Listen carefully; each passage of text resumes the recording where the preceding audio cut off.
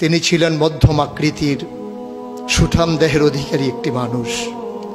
তার চুলগুলো ছিল ঘাড় পর্যন্ত প্রলম্বিত, হালকা হালকা কোঁকড়ানো। তিনি যখন চুলের ভিতরে তৈল দিয়ে আছড়াতেন মনে হতো মৃদুমন্দ ঢেউ দেখা যায়। তার কপাল ছিল চওড়া, ভ্রুগুলো ছিল জোড়া ভ্রু, ধনুকের মতো বাঁকা। চোখের পাতাগুলো ছিল ফুটন্ত গোলাপের গোলাপি রঙের এক একটি পাপড়ির মতো। তিনি কখনো বা যখন চোখের পলক ফেলতেন মনে হতো মৃদুমন্দ বাতাসে গোলাপ পাপড়ি যেন দোল খাচ্ছে। তার চোখের সাদা অংশ ছিল রক্তিমাভ সাদা, কালো অংশ ছিল কৃষ্ণ কালো। তার নাকটা ছিল খাড়া, নাকের ছিদ্রগুলো ছিল ছোট ছোট। নাকের নিচে ছিল সরু চিকন গোঁফ, গোঁফের নিচেই সেই গোলাপি রঙের ঠোঁট। তার ঠোঁটগুলো যখন কখনো বা মুচকে হাসত, গোটা পৃথিবীর মানুষ অবাক বিস্ময়ে দেখত গোটা পৃথিবীতে যেন বিজলি চমকিয়েছে। তিনি কখনো বা যখন এই রাস্তা দিয়ে হেঁটে যেতেন, 1 মাস পরেও কখনো যখন সাহাবা হাঁটতেন তার গায়ের জান্নাতি গন্ধ তারা পেতেন।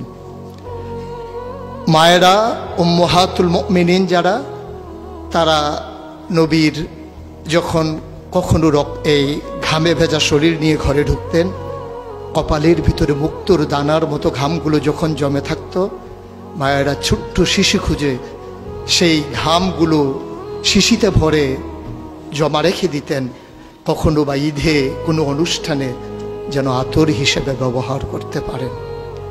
এই সুরত ধারণ করা কোনো মানুষের সাধ্যর বাইরে। কখনোই কোনো মানুষ এই সুরত ধারণ করতে পারবে না চেষ্টা করলেই।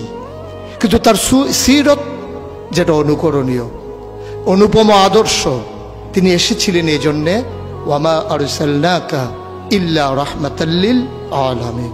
তিনি ছিলেন রহমত গোটা ধরনীর জন্যে। যেমন করে আল্লাহ বলেছেন, ফাবিমা রাহমাতিন মিনাল্লাহি লিনতা লাহুম ওয়ালাউ কুনতা ফাজ্জান গালিজাল কলব লানফাদ্দু মিন হাওলিক ফাআফু আনহুম ওয়াস্তাগফির লাহুম ওয়াশাওিরহুম ফিল আমর ফাইযা আযামতা ফাতাওয়াক্কাল আলাল্লাহ ইন্নাল্লাহা ইউহিব্বুল মুতাওয়াক্কিলিন। তিনি এসেছিলেন তেমন করে। কেন তাকে পাঠানো হয়েছিল?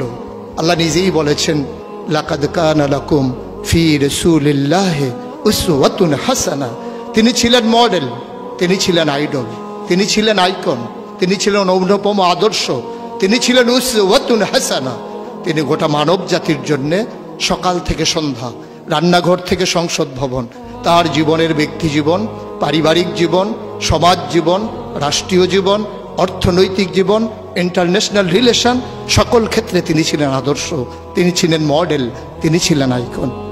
একবিংশ শতাব্দীর সূচনা লগ্নে দাঁড়িয়ে গোটা পৃথিবী যখন ঝঞ্ঝা বিক্ষুব্ধ, গোটা পৃথিবীর মানবতা যখন আজকে ভুলণ্ঠিত, আজকে শুধু মুসলিম নয়, গোটা মানুষ যখন আজকে অপর মানুষের ভোটের নিচে পৃষ্ঠ হচ্ছে তার জীবন, মানুষগুলো যখন আজকে রক্তে রঞ্জিত হচ্ছে তার গোটা দেহ, সেই ফিলিস্তিনের দুধু মরুভূমি আজকে যখন আমার কিশোর ভাইয়ের রক্তে রঞ্জিত, সেই ঝিলাম নদীর পানি আজকে যখন স্বচ্ছ স্ফটিকের মতো আর নেই, কাশ্মীরের ভাইয়ের রক্তে যখন রঞ্জিত, পার্শ্ববর্তী আরাকানের মুসলমানেরা আজকে উখিয়ার সেই টেকনাফের তাঁবুর নিচে তারা যখন মানবেতর জীবনযাপন করছে, আজকে বারবার মনে পড়ে সেই নবীজির কথা।